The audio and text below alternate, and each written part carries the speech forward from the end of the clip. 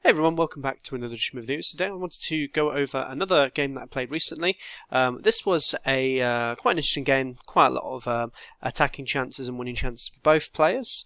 But I think the theme of this video is just around king safety. So when I'm teaching kids at the schools that I teach at, one of the things I always make sure to drill into their minds is the idea of king safety. It is the most important thing when you play chess, as if you get your king checkmated, you lose the game. So it's always important to look after your king as best as you can. And I think this game illustrates that quite well, in fact. And you'll see quite a few points in this game. I'll stop the position and then sort of say, right, ask you whose king is safer in this position. Anyway, so e4, e5 was played, bishop c4, knight to f6, so now hitting the pawn on e4. My opponent played knight to c3, and I was thinking about potentially capturing here. This is a possibility, but it leads to some complications after queen to h5. It has been played at the top levels. It is certainly playable, but it's a very odd position. You would have to play a move like knight to d6 to protect the pawn here, and also simultaneously attack the bishop. And b3. As I say, it's playable. Black scores quite well in this after bishop to e7, and as I said, it's been played by the best players in the world. There's a few games by Giri, Hari Krishna. It looks like Duda's also played it as well. So very playable position, but I decided not to go for that. And just play knights to c6 first, so just defending this pawn. He played a very odd move here. He played a3 now. A very strange move. Wasn't really too sure what his intentions were here. So I now decided I was going to capture this pawn. And I was a little bit surprised by his next move. He played bishop takes on f7. Took me by surprise. But I think I'm fine this line. The other line I was looking at was knight captures here. In which case I think I'm doing absolutely fine after d5. So now forking both the bishop and the knight. This was the line I was looking at. Bishop d3, d takes an e4, and bishop takes an e4. I've got a very pleasant position here. There's not really much drama. I could just develop my pieces. Maybe bishop to d6 followed by castling. I'm doing quite fine. But that wasn't played in the game, so instead he captured, and I took back with the king, really the only move. And he took back with his knight on e4. So the material was equal.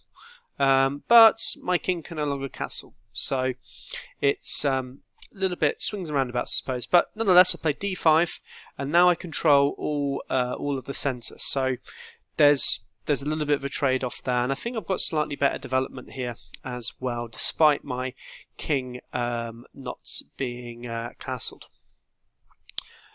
Bishop to c5 was played. h3.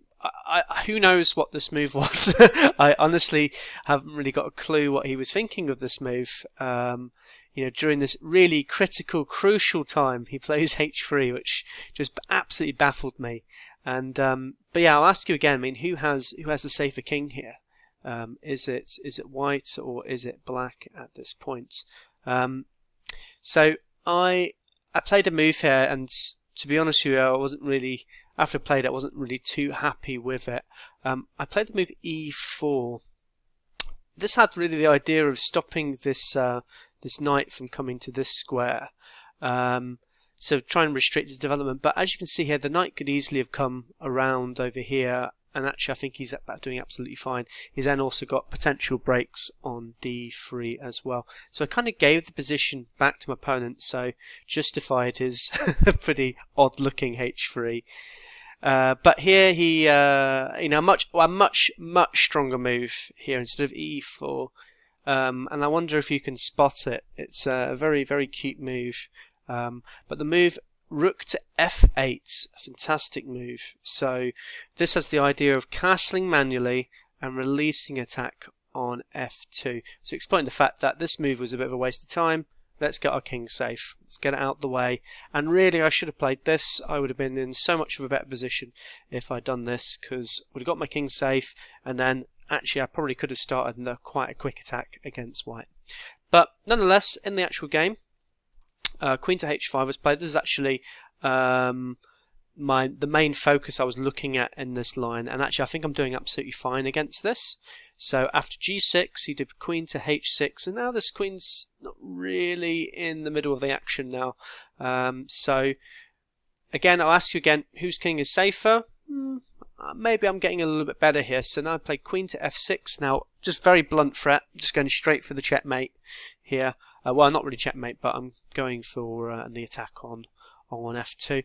And there's not really any good defense to this move. If I look at the computer line, it suggests knight e1 to e2. So knight 1 to e2. This is actually the best line according to the engine, so just giving up the pawn. So not really a great move, probably not a human move. So he instead played f4, so a very weakening move. But sadly I couldn't find the good continuation against it. What I should have played here, and it's an absolutely fantastic move, and it was something I was thinking about, but I thought, no, I don't know if I want to do it. I couldn't really find a good follow-up.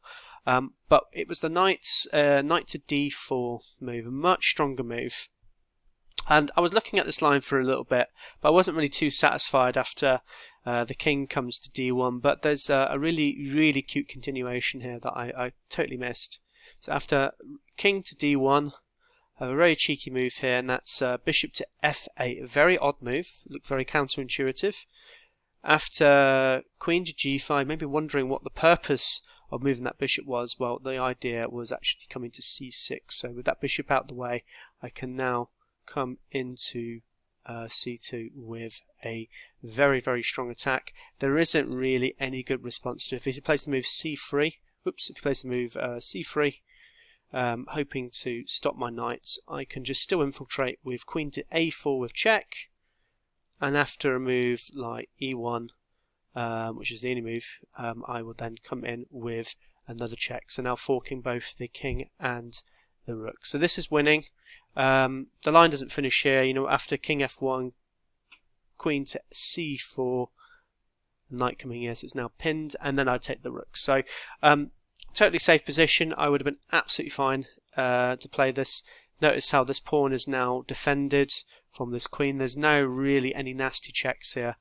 And again, I'll ask you, whose king is now safer in this position?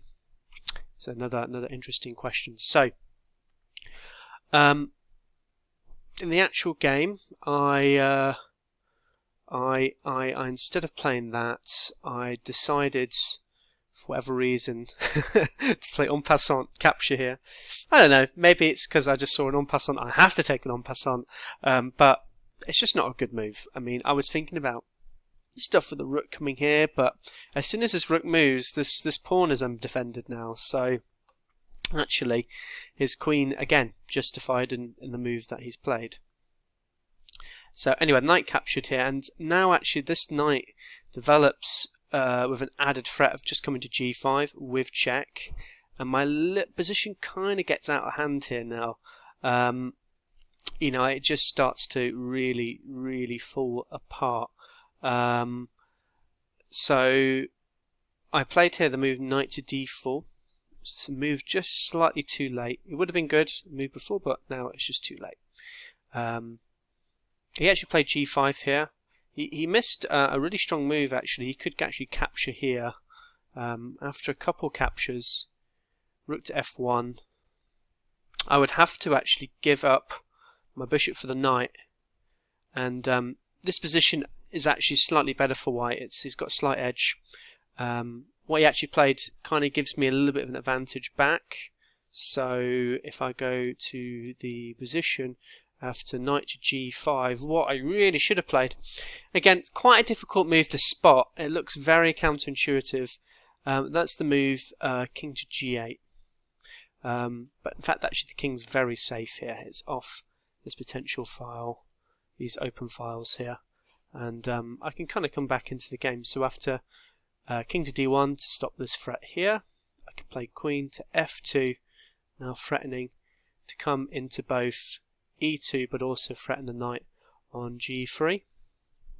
you would have to play a move like this, so give up the knight just to hold on to the position, and play the queen back. So actually giving up knight and the attack here, I could just take off this this queen quite happily. Maybe I don't know, put my knight back over here, and at some point move my king up, and I'm doing absolutely fine here. Without the queen, white's not got really any attack here against my king. So what happened in the actual game? So I played this, and I played king to e7, thinking it was quite safe in the square, but it's not really, to be honest with you, because now after king to d1, this now opens up this file for the rook. So a little bit of problem. I played knights to f5, d3 was played, and I thought here I thought I must have an attack here. I must be able to win this quite easily, and I thought, for some reason, I calculated in my head that this was winning, and I thought, oh, I'll take here on c2, thinking that this attack will work. In fact, goes horribly wrong here, as now the king takes on c2. And my idea was coming to d4 with this capture. What I forgot to note is that this bishop is under attack from this knight. So after he played rook to e1 first, the king to d7, captured her in f5, and now my attack is totally gone. I'm down a piece as well. I tried for some complications, but after bishop to d2, so defending the rook, I'm totally lost here. The game went on for a little bit longer, not really much to see. You just get to see me get battered in this game. So I took off the knight, I got a little bit of material back, but it's totally lost now. Rook came in, defended it. Yeah, what actually ended up happening in the game, so after a few more moves, I actually blundered into a checkmate. So this knight move's really nice actually, because it threatens two things: coming to this square, but also the other move was also coming to this square. You notice that this queen supports this knight. So I played the move b6, sort of stopping it from coming here. And now he played a lovely move, king to b1. Now I'll ask you again, whose king is safer here? This move is fantastic, gets the bishop to join into the attack here.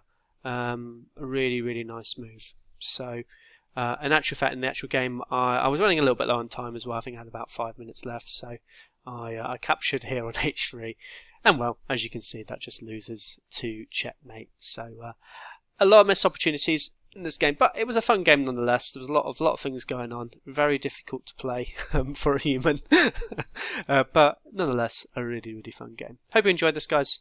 I'll see you all soon. Take care. Bye.